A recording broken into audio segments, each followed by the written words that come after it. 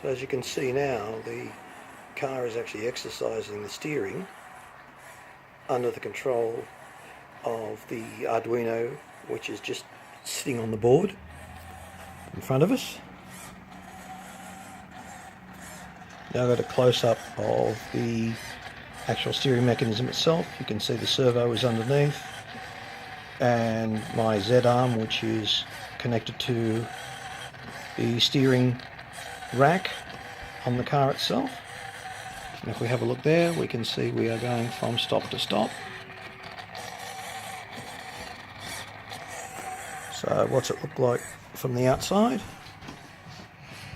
The battery there is just to provide enough power to run the servo. Eventually it'll be run off the internal batteries on the car.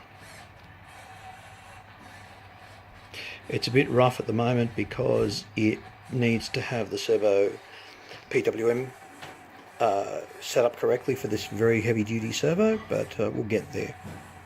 So far I think that's pretty good progress for today.